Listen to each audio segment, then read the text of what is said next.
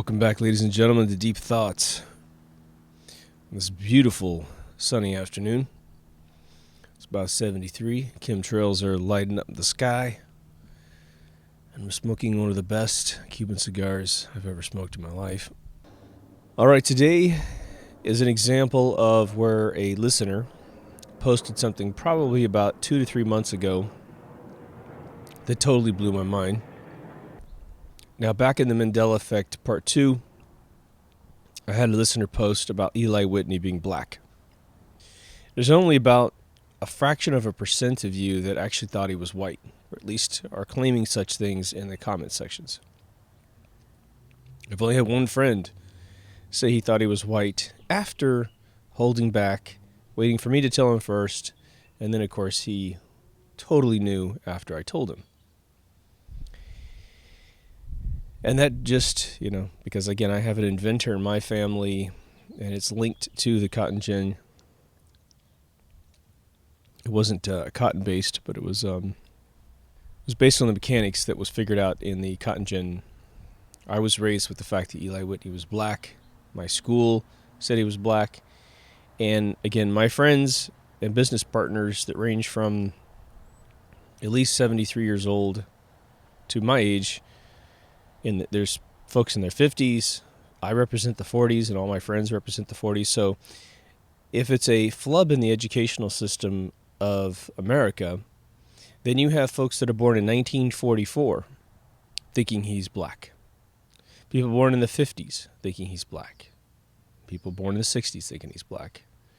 So it's as if the entire educational system didn't understand that Eli Whitney was a white guy from Yale.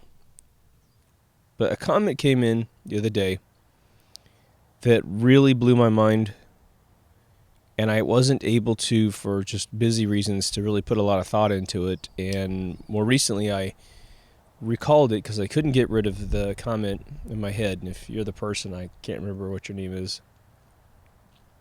This is all about your sharing to me. I finally started mentioning it to my friends. My friends who are definitely deep into flat Earth. My friends who are into NASA and believing all the propaganda from that joint. And folks that are just regular old folks. And this is going to be a paradigm shift for your brain, because there's heliocentric globe Earth folks, obviously, which is the majority of the indoctrination in this world. And then you have the flat disk folks who, even if they aren't right, they've been able to use deception by our space programs to suggest, hey, there's no way that it's a globe. You don't. You haven't been in space. You can see way further than you should on the surface of the planet. But this new one, for me, is even more profound than the other two, in just proving that we don't know where the hell we are. The listener posted, have you ever noticed that the craters on the moon are all perfectly circular? And that's really, I think, the only thing that he said. I think it was a he.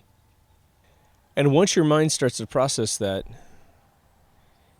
it's such a simple statement that completely changes where we are in this universe, or where the fuck we are in this simulator. The person's right. All the craters that I'm aware of, be it photographs of Mercury, supposedly, Moon, Earth, anywhere, all the craters are perfectly round. And let's think about it. How many of you have ever seen a movie portraying Superman coming from the planet Krypton? How many of you seen that? I've seen the one back in Christopher Reeve's days. God bless him. I've seen the modern day one with that other dude.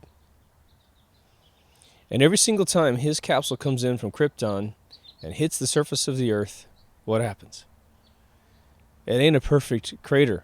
It's not a perfect round thing, because he's coming in at a curve or an angle that's not perpendicular with the tangent point that it hits on the Earth, right?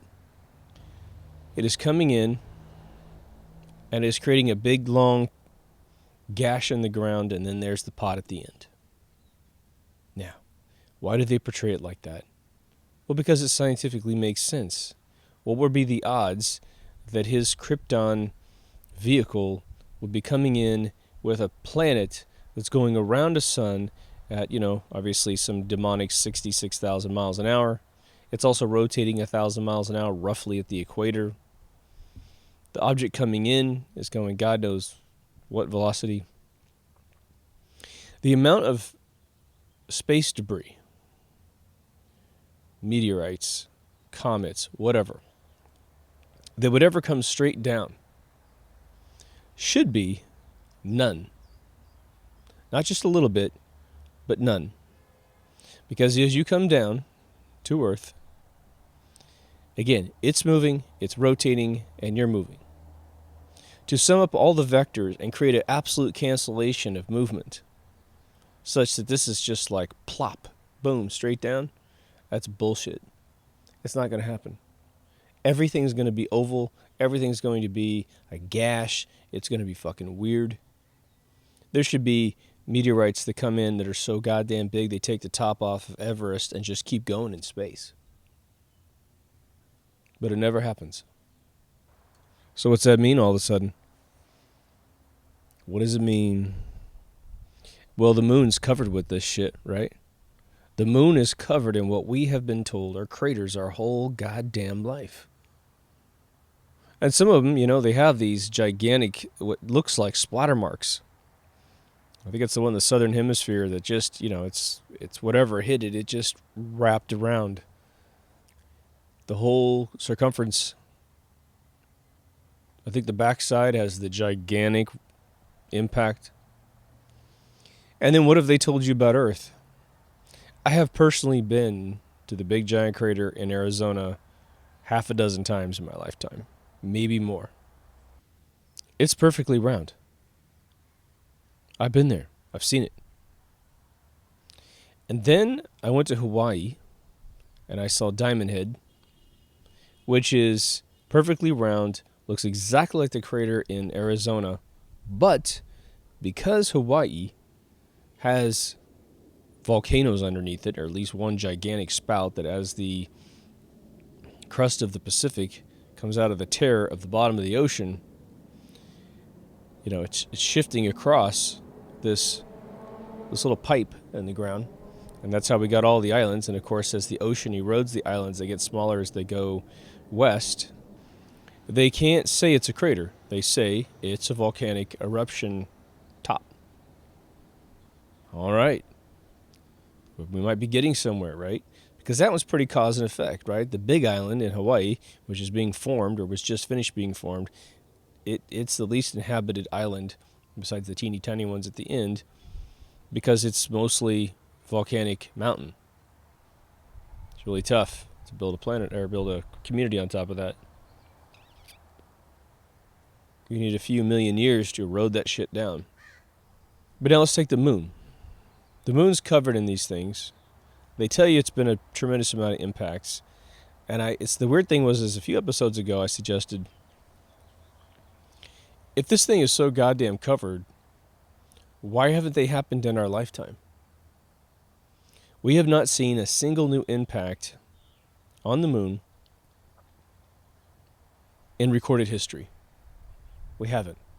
What we have seen are lights on the moon, which Coast to Coast AM guests like to suggest that's the propulsion system of a mining colony and Sure. They can read your fucking license plate from space in 1984, but we can't take a good snapshot of the moon to see what these things are, right? Okay.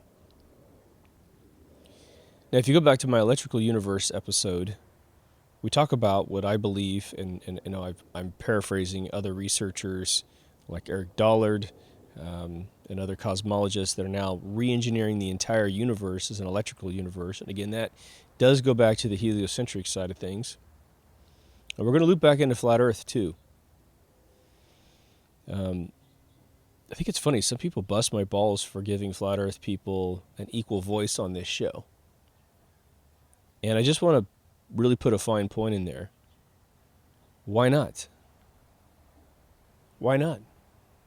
Wouldn't you want someone to give you an equal voice if you were fucking batshit crazy? Well, I don't think these people are the slightest bit crazy.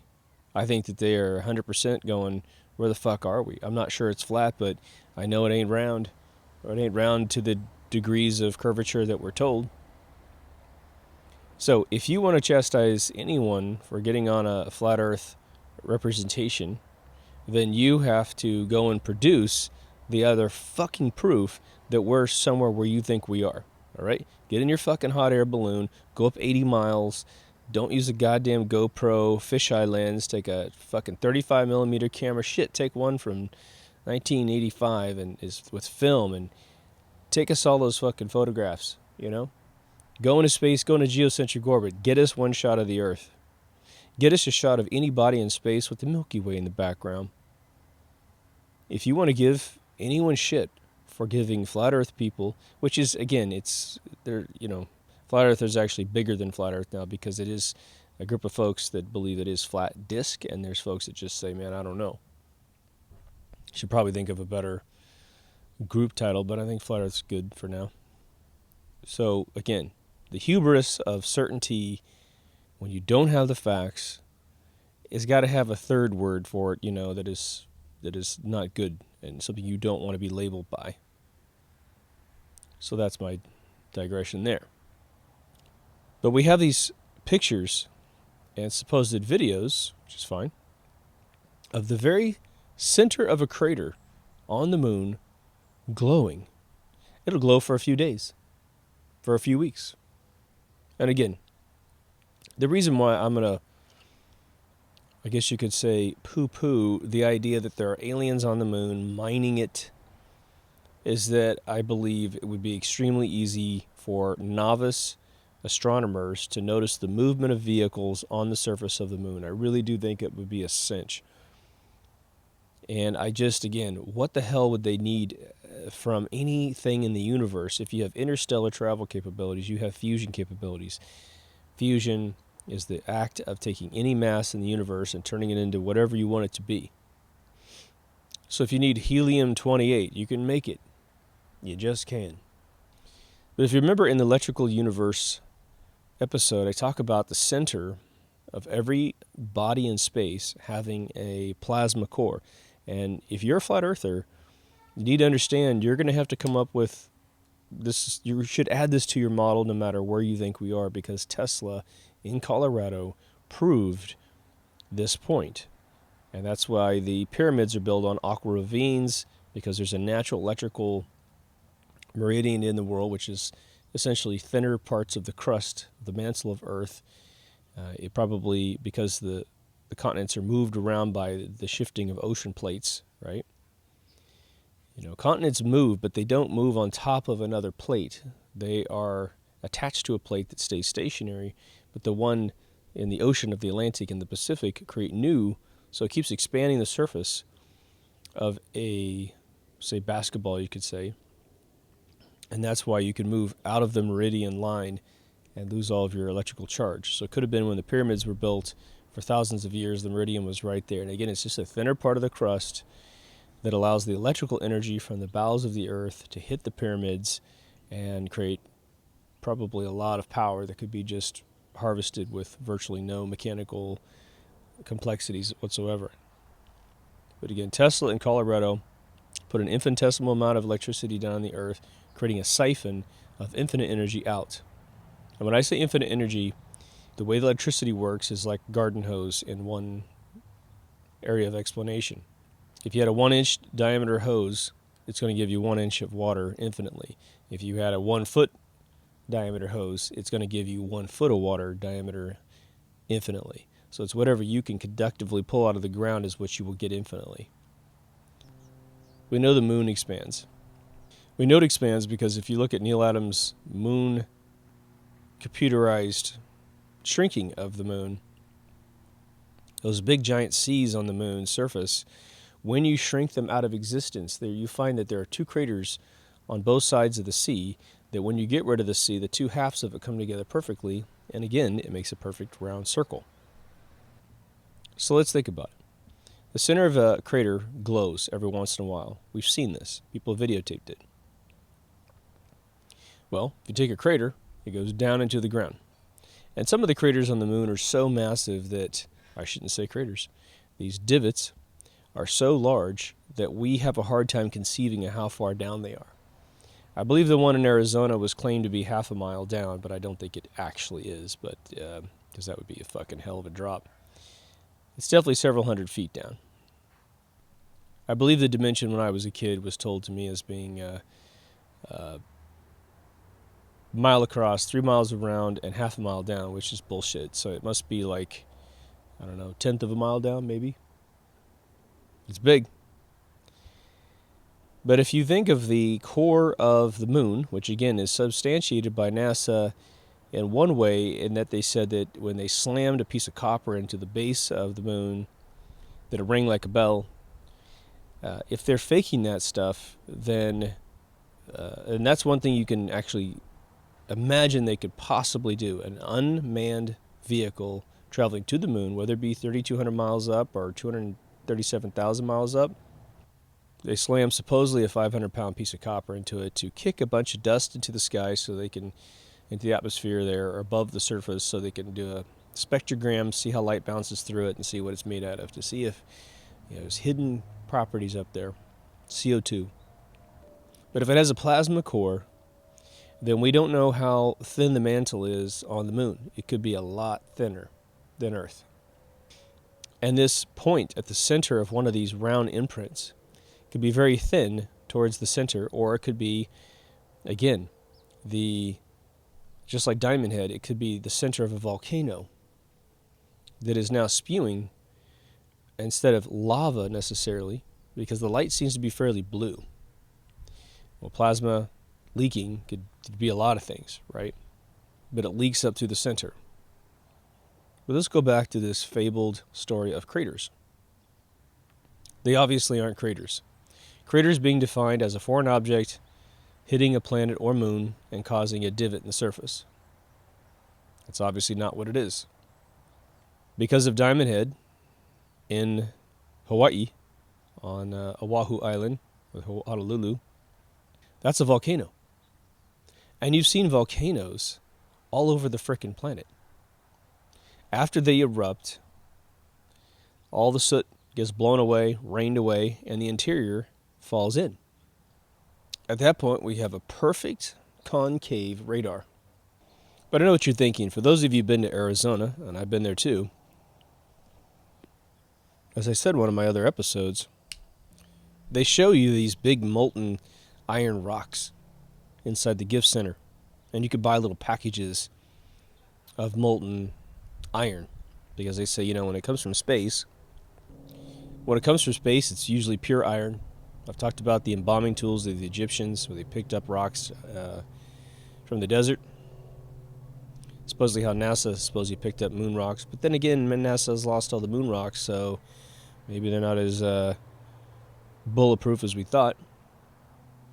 There's this notion you can, measure their radioactive signatures, their atomic signatures, and prove that they're not from Earth. Perhaps that science is flawed. But now, would you go to Arizona to see a volcanic eruption point in the surface of the Earth? Would you go to see that? And it's not a volcano like, hey, look at that big giant mountain. It was made because there was a volcano already there. Boom, it blows up. And then you have a mountain cave in it, right? If you go to Diamond Point, then you don't have that either. You don't have a big giant volcano that's really, really high. It's right on the surface of the Earth. In fact, the ocean's right at the base of this explosion point. It looks just like Arizona. If anything, it has more of a curved up edge than the impact point supposedly in Arizona, right? But now let's think about it. Let's say that we have a volcanic eruption. Boom. It has pretty pronounced edges. But that shit happened a couple million years ago. Christ, it could have happened, 100 million years ago. Well, shit happens. It rains a lot. Soil moves around a lot. Perhaps that explosion happened prior to the Atlantic merging with the Pacific. And when that big giant wave came in from the west, it brought, billions and billions of metric tons of soot and water, and just filled up right around the edge and balanced it all out so you didn't see it. But these are scientific, observations on what these things could be. The other thing that's really important, I think, to think about is they keep telling you that dinosaurs existed, which, unless anyone can contest Eric Dubé's research, which, again, he does a great job paraphrasing other people's research, which is nice because it's not just one guy giving us all this information. I know a lot of you think he's a shill and stuff and whatever.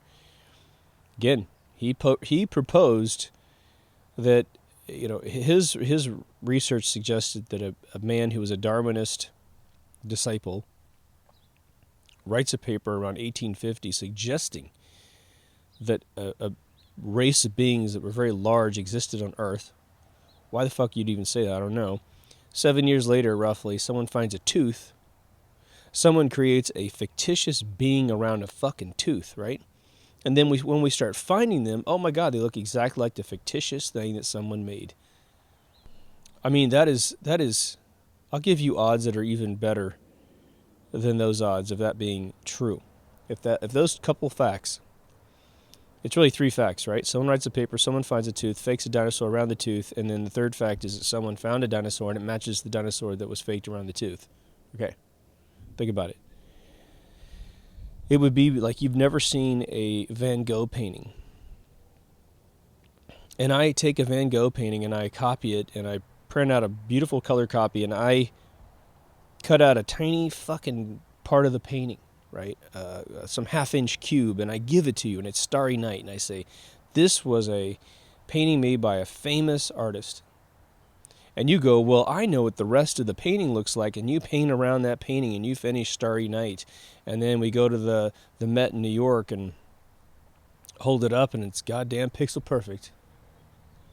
You would have better fucking odds to copy Starry Night than they would have genetically engineering a complete skeleton, anatomy of a dinosaur. So with the story of the dinosaurs, because it's complete fucking horseshit, because no one who, built any of the pyramids in China, in the Mayans, in South Africa, in North Africa, in Turkey, all these pyramids, all these massive excavations, the Native Americans that moved soil, no one found a goddamn bone in all of that construction. And you know what? We have to humble ourselves and realize that a lot of construction was probably done before we knew anything about what they made, because somehow it fell down and melted, right? These tribes all over the world that worship every single bone and tooth that comes out of their kills never found a big giant bone in the ground and said, Jesus, the chief is gonna fucking love me. I'm gonna bring him a 12-foot tooth out of the ground.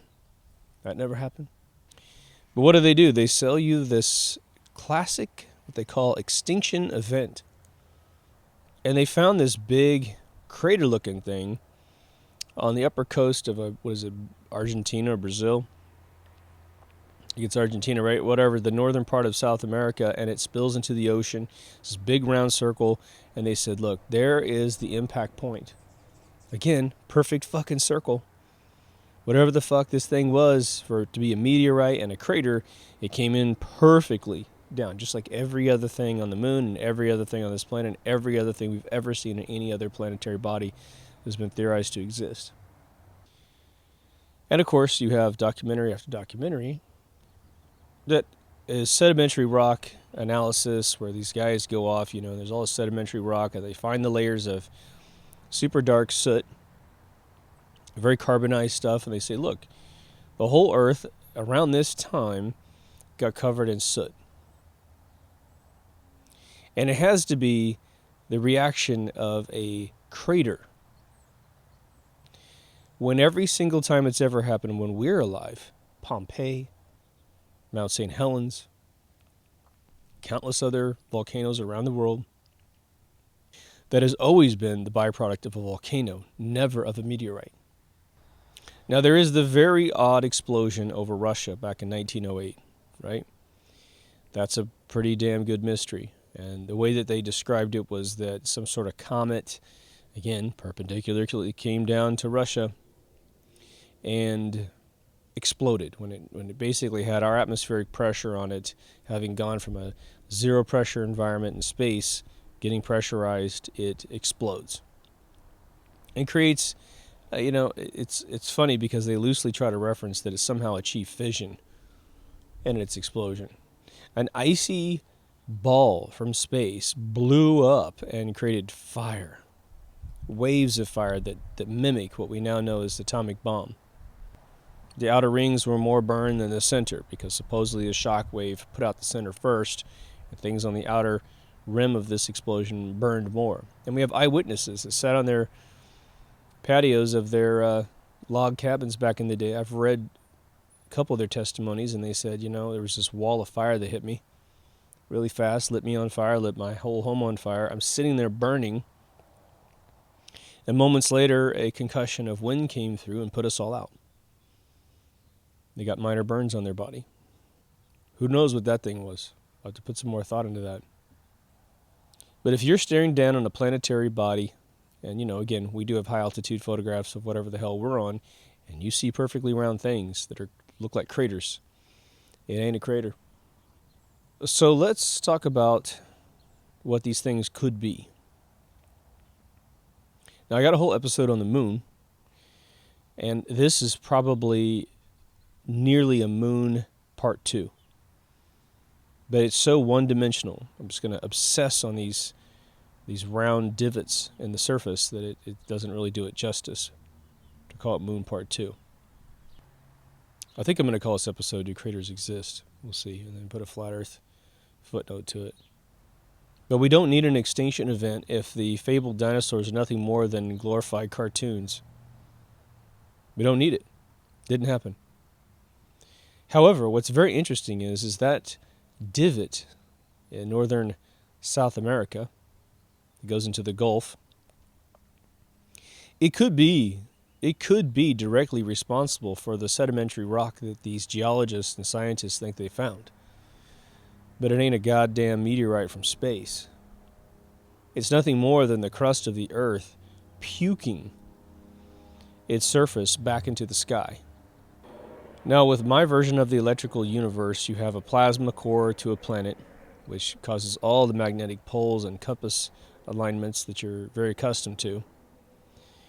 And then you've got, because the plasma ball disrupts ethereal winds, you create gravity. And you can categorize those as graviton waves or any of that horse shit, whatever. You can call it whatever you want.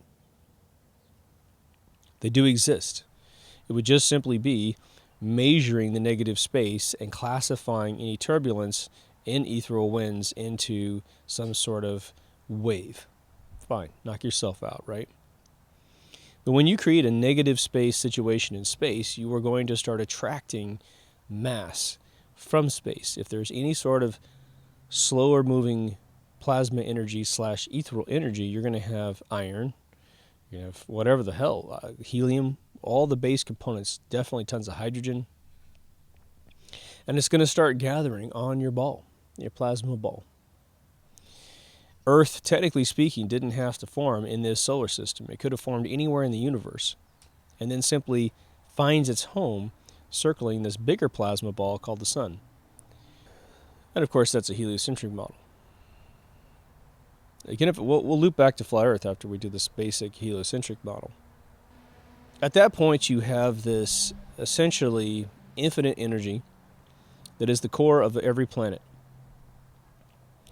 It gets re-energized because ethereal energy can go probably right through the bowels of the Earth, through the surface of the Earth, and then when it hits that center core, has to join basically the center. And so that's why the plasma ball at the center of the Earth continues to accumulate energy, probably from our neighboring moons, neighboring planets, neighboring sun. That's why every body in space expands. That's why the Atlantic and the Pacific are gaining plates right down the center. Now, obviously, at the beginning inception of this, the surface of the planet, it ain't that strong. It's probably got more plasma exuding out of it than it does sedimentary rock. But there's a point when it gets encapsulated. And plasma is typically, viewed as an illuminating energy, especially if you've ever seen ball lightning. Now, ball lightning is an absolutely agitated reaction of the dispersion of plasma energy. It is actually diffusing and converting itself into energy, into thermal energy, which has a photon signature, right? A light signature from it. If you see ball lightning, it's on its way to death as plasma energy. But pure plasma energy can remain as dark and as black as it needs to be. It will act as a mirror to whatever is going into it. So that's why when we see sunspots, it's probably reflecting the absence of anything around it, right? That's why when you see plasma energy flying around in the atmosphere of Earth, it looks like a chrome sphere or chrome disk, aka UFO. But the Phoenix Lights, again, it's a pulse coming out of the Earth. There goes a ball, boom, there goes another ball, boom, there goes another ball, and then there's a bunch of them lined up. People start filming them. In the chronological order of their ejection from the Earth, they have completely transformed all of their plasma energy, because again, it's a stem cell of energy, into thermal energy, and that's why they go out like Christmas lights. 1, 2, 3, 4, 5. They have a life cycle. That's what you're looking at. It ain't a UFO, folks. But now plasma, when it's taking on a thermal signature, a thermal exhaust, and again, plasma could be very strong in the center, and its outer surface is the part that's converting into a vacuum of space. If it has something on there, like a surface, it's going to be a boiling surface. It just will. It'll be chaotic. It'll take virtually no form other than boiling water. But eventually, over millions of years, I would assume, it will cool off. It will gain more mass because it's now disrupting, again, ethereal winds, creating a gravity waves towards it. It's going to start to cool off, and those bubbles are going to be much more sparse. When that happens, then we're going to get big pops here and there, right? Little ones and big ones, right? And that's where I think you start getting the pattern that you see on the moon's surface. Very dense, but it's popping. Big, giant pops. Big, gigantic volcanic eruptions. The one towards the base, which seems to have a huge splatter zone around the circumference of the moon, could simply be one of the last hoorahs, one of the last big pops. The one on the black or dark side of the moon, well, that could be one of the softest spots that the moon has. But the moon expanding, because it keeps getting hit by the energy of the sun, it keeps getting probably hit by the energy of the Earth through its exiting pole energy, causes expansion. So after all that bubbling's over, the surface continues to do what the oceans on Earth do, and it continues to expand, creating these flat seas of darkness. When you look at the moon, you see the dark blotches up there. You're looking at its version of a sea. That's why they call it a sea. Our seas are the youngest surface of the planet Earth, and our continents are the oldest surface on the planet of the Earth. Now, I know what you're thinking. Hey man, but I've seen shooting stars. I've seen a comet. Me too, man. Me too. I'm old enough to have seen in high school Halley's Comet, something that this world won't see for another 50 years. Now, all we know as laymen about comets is that they are bright lights in space. I saw Hale-Bopp too. They're mysterious, furry lights in space. I mean, they are more magnificent than any other foreign body in space that we see. Far more amazing than a shooting star or a falling star, right? Now, it's funny, my high school's logo is a comet. So it was kind of ironic that we were studying Halley's Comet and we were the comets. Let me just give anyone a little bit of advice here. If you're going to pick the mascot of a high school and everyone else is a fucking tiger and a scorpion, don't pick a fucking comet, okay? Jesus. But comets have a very interesting visual property, right? If you draw one when you're a little kid, you draw the tail going away from the head of the comet because you think, okay, well, If I stick a scarf out the back of my car, it goes straight back, aerodynamically straight back. But the tail of a comet always seems to go away from the sun, which for flat earthers, you got to think about that. I haven't heard flat earthers really go at comets. Perhaps someone's done it, but I haven't seen it. So if you've seen it, please link me over to the video that describes them. Now let's think about that. The sun obviously has a massive amount of gravity if it's heliocentric. Okay, we're going to beat them up first, right? But the tail seems to go perpendicular away from the center of the sun. The way they describe it in astronomy is that it's the thermal waves coming off of the sun that actually push the tail out, because it is the thermal waves coming off of the sun that create the combustion within the comet itself, which is supposedly a bunch of ice and several different gases. We think we know what comets are because what we do is we use a light coming through the tail of a comet to look at its spectral composition, right? So when light goes through a chemical, light starts to take on the frequency of what it's going through, especially gas, and then we know what it is because we can do experiments on Earth where we shine light through hydrogen. It has a red shift, and we throw light through a hydrogen cloud, helium cloud, whatever, oxygen. And we can measure what something is by its proportional light waves that come through it. So that's pretty good science. And again, high schools have done those experiments, colleges have done those experiments. They're not all tied to NASA, and that's what they see.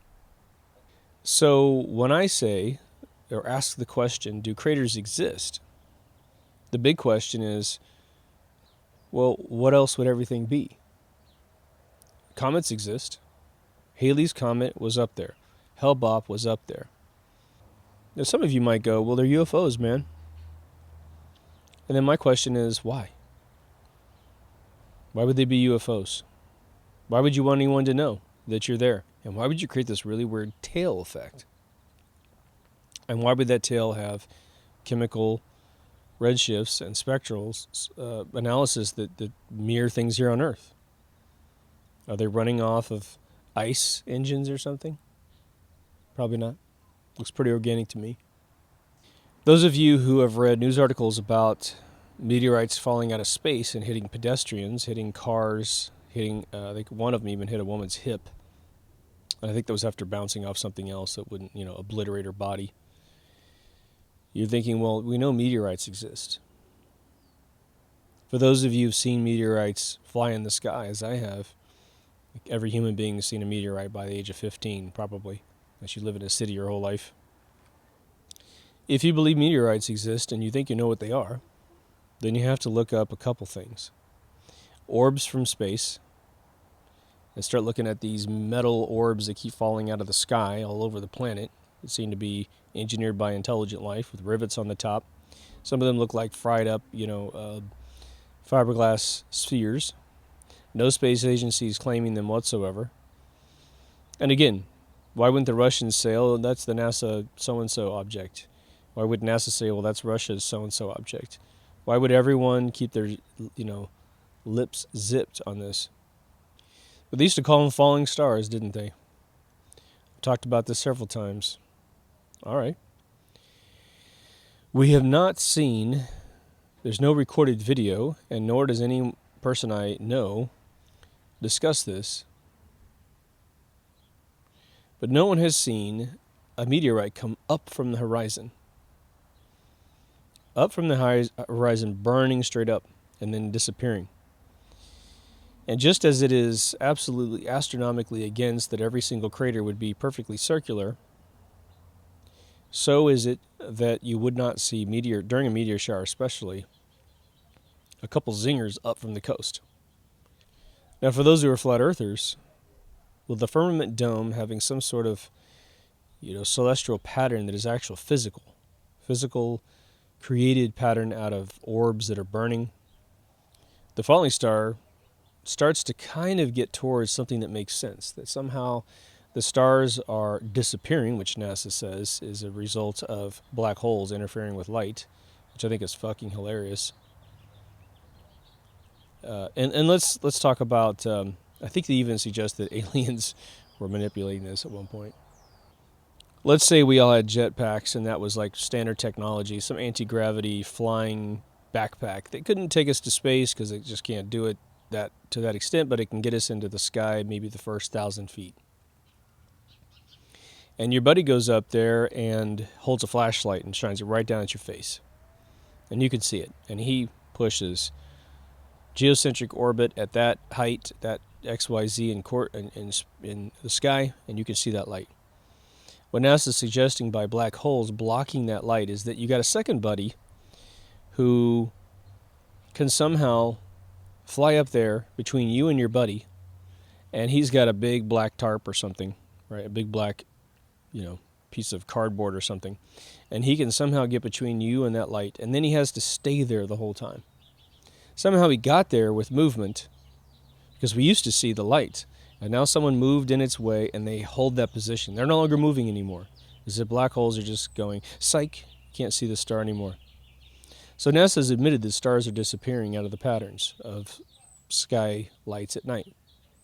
We also have orbs falling out of the sky, seemingly in more of an exponential growth pattern. It's still very slow right now, but again, Vietnam had, 9 of these things fall out of the sky and land in Vietnam. Well, none of them have fallen in my backyard. And what's interesting is these things are anywhere from a foot in diameter to what seems to be like 3 feet in diameter. They don't seem to have any incredible speed when they hit the Earth. There's no gigantic crater when they hit the Earth. There's just a little divot, which means they don't weigh that much. They haven't had any extra energy attached to them, right? So if you were to be a meteorite, as it's defined by the space agencies, these things travel anywhere from 15,000 miles an hour to 35,000 miles an hour because they have some initial force applied to them. Space is supposedly a vacuum, which is actually not. And when they hit the Earth, it's like being hit by a bullet that's going 10,000 miles an hour. If I shot you with a .22 bullet at 10,000 miles an hour, it would turn you inside out in a split second. You would cease to exist. Your body would literally cave in on itself and vaporize. But these things seem to just hit the terminal velocity by 129 miles an hour and just plop right in the ground. So the case for meteorites all of a sudden gets destroyed. What are the rocks in the desert that we can pick up that are meteorites, supposedly? Iron ore rocks. Well, if you look at their anatomy, they definitely are boiled iron. There's all kinds of clubs that go out and pick these things up out of the desert. They're essentially black, and they do look like, a lot of the rocks that are supposedly gathered up around these explosions, which we call craters. Here's what I don't know. If you go to the desert and you find a bunch of these rocks, your assumption in your brain, because you've been told, is that these came from space, which suggests a certain chronology. That, let's say that you were to go to the desert and you mark off a 10-foot area with string and you fully examine the 10-foot square on the ground. The suggestion is that overnight, these small rocks come in through a meteor shower, and you go back to your square in the desert, and now there's a rock there that wasn't there the day before. And you pick it up and you go, look what I have. I don't know that experiment's ever been done. It could be that what we're finding in the deserts have always been there, due to the last gigantic eruptions all over the planet, which create these divots, which we mischaracterize as craters. Why are they pure iron? Well, perhaps towards the center of this crust, or the crust closer to the plasma core, it's been so boiled and so fusioned that it does turn into a pure iron. That all the complex elements that we have at the higher altitudes of our crust are far more elaborate and therefore have all kinds of different elements on the element table, right? We say that we can study the radioactive signature, the actual frequency of these rocks, to prove that they're from space. All we're really proving there is that the rock that we found doesn't match the rocks on the surface. But because the furthest we've ever drilled into the soil of the Earth is 8 miles when the Russians did it, We don't really know what the frequency is towards the center. Perhaps the frequency of rock is completely different towards the center. And when the Earth was actually not so thick on its crust, these eruptions occur, create these crater objects, looking things, sprays this shit all over the place, and in a certain amount of frequency, you can find them in a desert.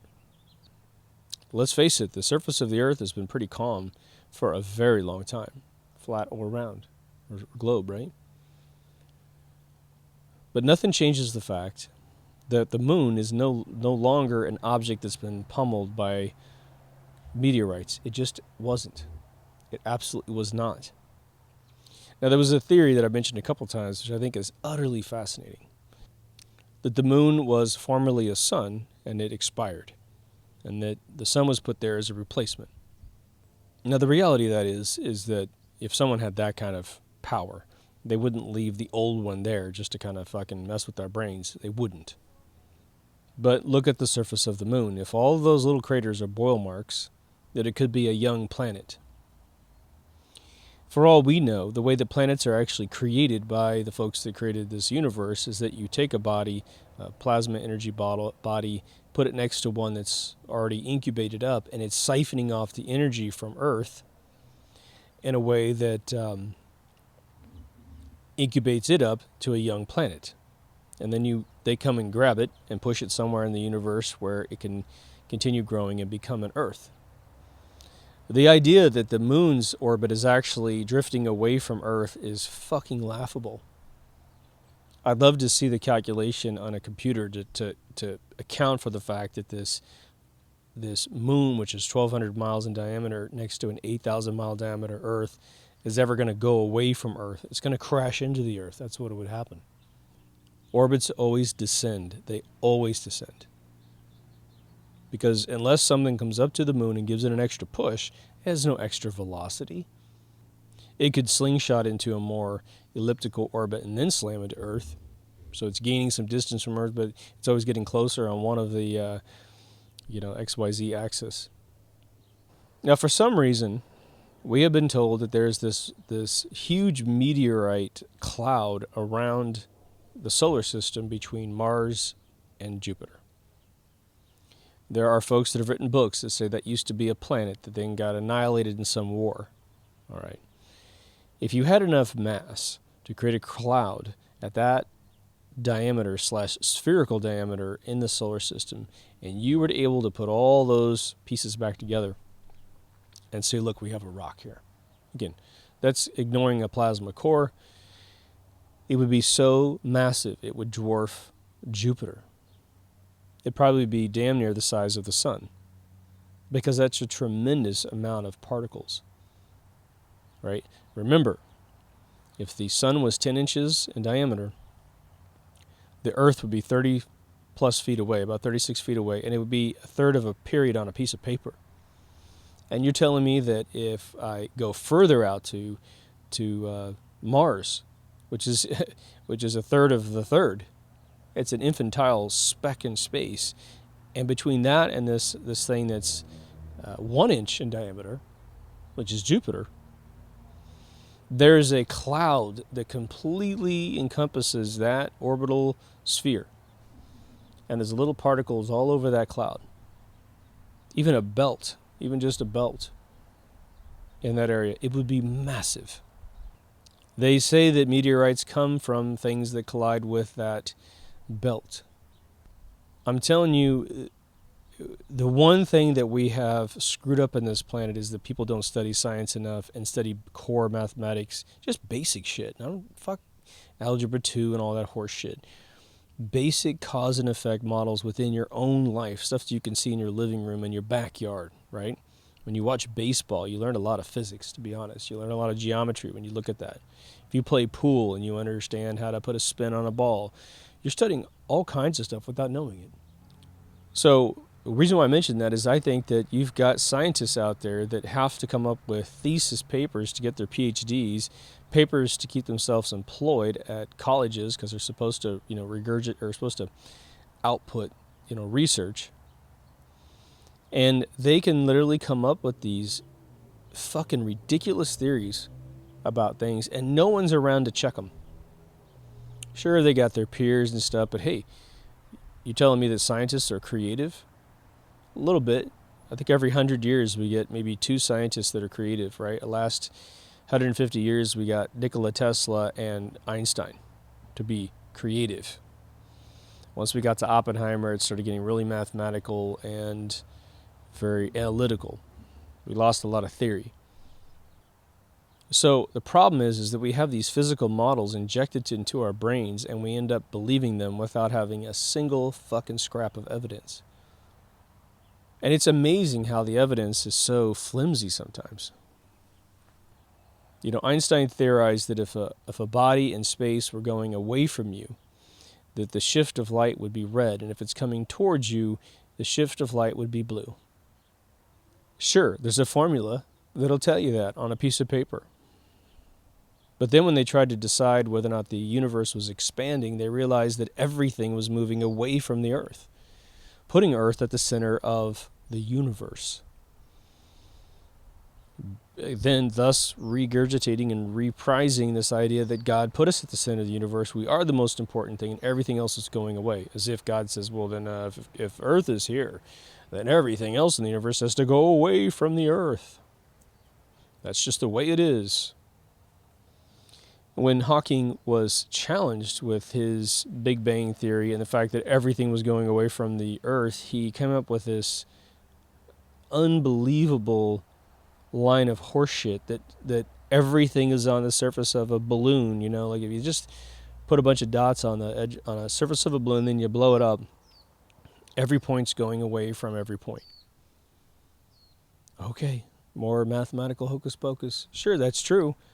But that has no fucking relation to where we are. Do you realize that? It's just a neat little nutshell to repair a nutshell to prepare a nutshell. Now here's what's interesting for your flat earthers. Let's go back into flat earth here for a second. Well, there's nothing a flat earther can do about the fact that the moon has no meteorite impacts. Again, in flat earth, there's 2 sides of it. And again, within the flat earth community, you guys dislike each other, which is you have your alien flat earth creation and you have your God creation, your religious one. And again, if I ever say, a God-based flat earth, I'm not talking about Christianity. I'm talking about any religion that man has ever created. I'm just saying a creator, a single being that is right there on top of us, right? Well, the moon looks pretty damn organic, doesn't it? It doesn't matter if someone created it and put it there. It's been allowed to go through an incredible cycle all by itself. Because otherwise, why would it look the way it looks? If it was created, the moon would look as gorgeous as a blue jay. It would have a purpose like a blue jay. Get up in the morning, go get your worms, bring it to your kids, puke it into their mouth, whatever, right? No, the moon's just up there. It's up there. It looks a hell of a lot closer than 237,000 miles away. But it's up there. You can go get a telescope and go take a great look at it. The Earth's surface looks pretty organic, doesn't it? These bubbling marks. But we have volcanoes. One thing that kind of puzzles me is this flat Earth concept suggests really just a holding cell for mankind, for us to incubate. What it doesn't explain in the slightest is the need for a hurricane, a tornado, a volcanic explosion. Why would those, and earthquakes, why would those things have to be a part of what looks like a controlled environment with a dome over it? Why would you need these natural catastrophes? Why would you allow the atmosphere to get out of control to create hot fronts and cold fronts, creating tornadoes and hurricanes? Why would you want that? And what's wrong with the bowels of this petri dish that it needs to routinely explode and destroy societies near these explosions? And man, if you get Yellowstone Park exploding, it's going to make Mount St. Helens look like a teeny tiny pimple. Again, flat earthers, I'm telling you, I don't know of any branch of thought within the flat earth community that's trying to suggest that things organically form in space. Forget NASA space, just space, an empty container that would be a disk that would have some people on it, with, again, a very localized ecosystem of a sun and a moon circling that disk. Once you take the sun and the moon out of space, out of a heliocentric model, you are really talking about a super duper intentional design. This is tantamount to opening up a Swiss watch and looking inside. I don't think anyone would look inside a Swiss watch and say this just formed in the universe naturally. I don't think so. You look at it and go, wow, someone wants to tell time really bad. What does make sense to me is flooding.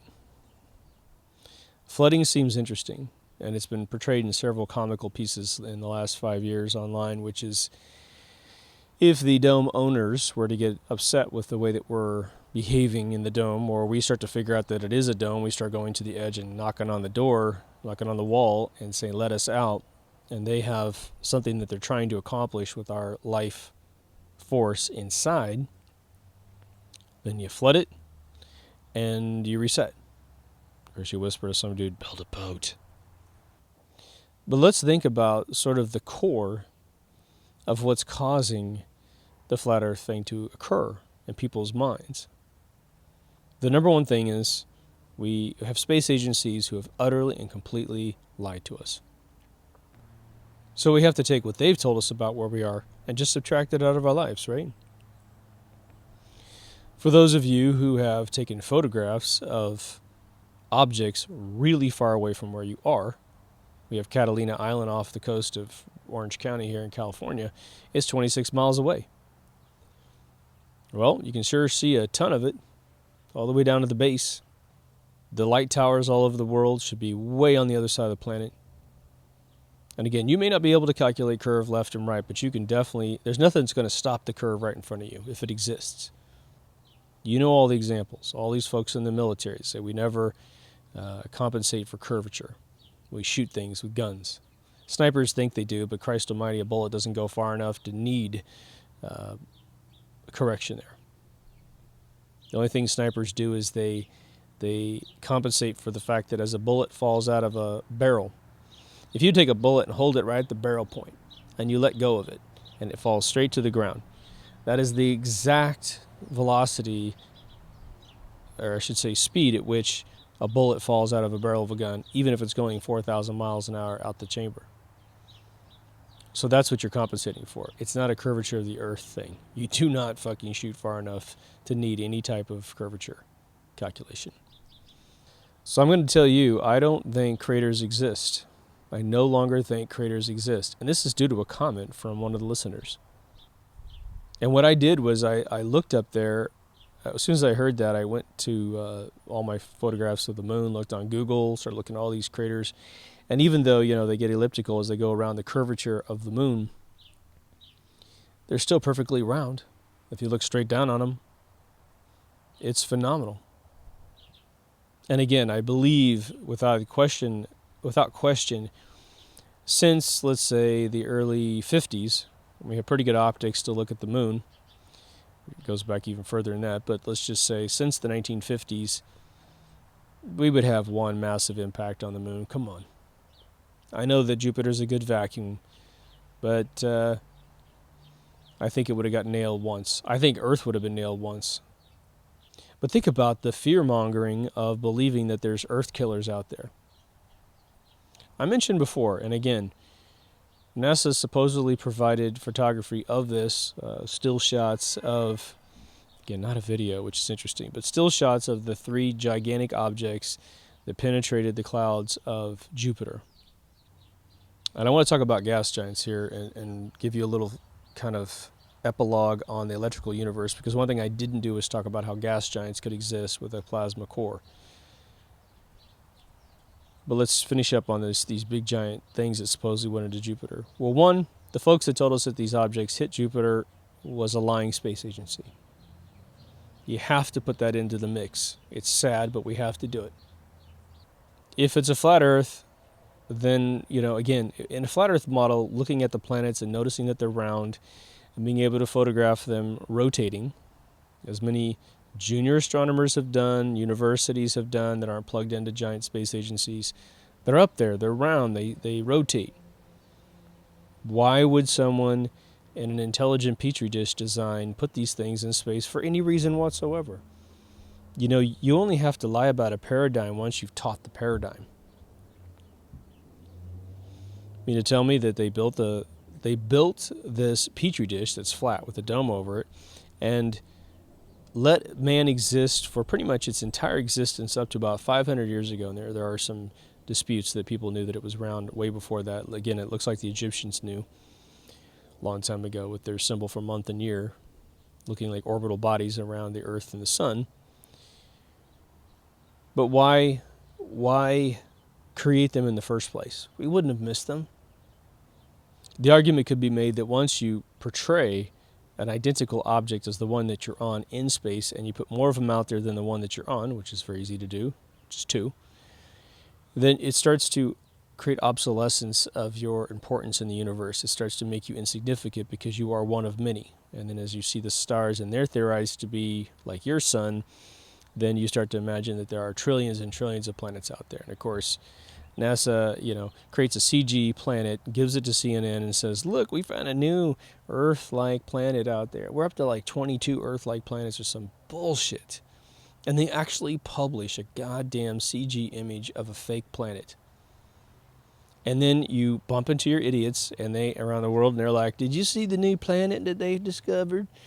Yeah. Do you know what a polygon is? So there's some causality design issues that I think that the flat earth folks, some who go really deep into flat earth, and again, there's a lot of folks that just simply believe we don't know where we are, and I think that's probably the most healthy thing that we can discuss, right? But I think the flat earth community ignores giant data sets of causality and thinking, right? You can't say something is intelligent and then neglect to have the discussion of living in the minds of the designers who would have created this. If you think this is intelligent design and not a ball, okay, then I need you to explain, or at least attempt to explain, why planets would be put into space. And don't give me this bullshit about it's just there to deceive you, it's Satan, and now Christianity's fucking correct, and Lucifer's real, and Satan is real. Yeah, there's negative fuckfaces out there that worship that stuff and hurt our children, most definitely. That's man-made chaos, in my opinion. But I wanted to loop back on how a gas giant could exist in this plasma energy ball thing. What is unclear is whether or not gas giants in our solar system, being, Jupiter, Saturn, Neptune, Uranus, whether or not they expand currently. You would think they would because they're a vacuum cleaner for space dust, if nothing else.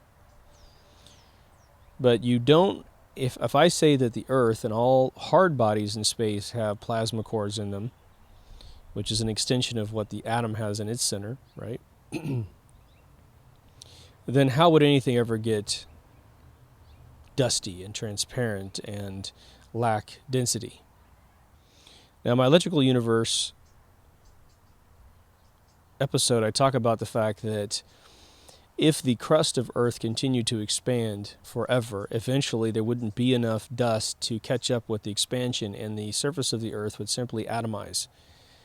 You'd be trying to create a crust, but there's just more surface of this plasma ball, and it would eventually turn into dust, right?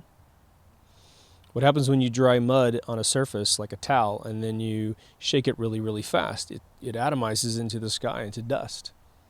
It's the same exact explanation. But I was rewatching some of the old Eric Dollard episodes, and again, I think this guy was so ahead of his time. He's the repressed Tesla, if there ever was one. He said that when he was working at the Naval Laboratory, which was an RCA naval co-venture, because again, RCA had scientists that really pioneered radar technology, that they told him that they believed that the sun actually had not only was it a plasma core, but it actually had a portal energy in it. And all that means is, don't think of like Star Trek and portal video games. Think of it as probably similar to the theory of Einstein-Rosenbridge theory, or a wormhole type theory, where you essentially have energy that is able to move around wherever the hell we are in this universe, and it can travel the distance in between, or it's in a transitional state that we don't see it, right? So I could have a beam of energy going right by my face. Well, I do, right? I've got a stupid, leukemia power wireless power meter here about 15 feet from me. We know we have wireless routers, we have wireless telephones. So energy moves around us all the time without being visible to these little eyeballs. So it could be that there could be giant skyways, spaceways of energy that is simply not in a thermal condition to be observed. It can't be observed in any ultraviolet way, any X-ray way, and it moves around the universe. So I do think there's an ecosystem of simply orbiting poles, a bit like a magnet pole, that helps us feed off of the sun and that sort of thing. But it takes something like Jupiter, which is obviously massive in our eyeballs and what we think to be our triangulated association in terms of space.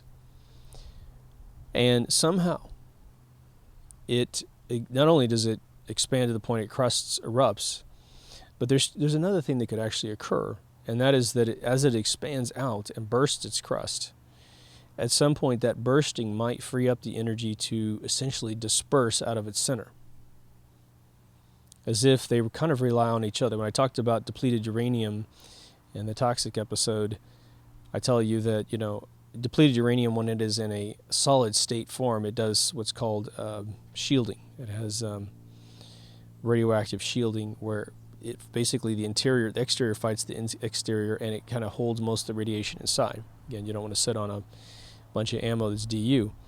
But as soon as it hits something, it turns into a metal gas, and then you have the toxic particles that go all over the desert floor and then up into our atmosphere that we breathe. There could be some form of this when when a planet loses its crust, that it frees up the plasma energy to either escape or become somehow neutralized to the point where a gas giant really lacks its interior. Now, because it is made of a lot of stable mass, which we call matter, it still has this ethereal wind disruption, so it maintains its gravity pull. Now, again, we don't really see into these gas giants, right? We don't see into Jupiter and Saturn, Uranus, and Neptune. We just don't. And so they could still have their plasma cores on the inside. I think it's interesting that when we put a probe into Jupiter about 15 years ago, I watched the press conference on that, and the scientists sat at a table and said, we're going to rewrite the book on Jupiter, because the data that came back was so profoundly different than anything that we thought. Again, you have to believe we did that. But then, of course, there was no coffee table books about Jupiter, were there?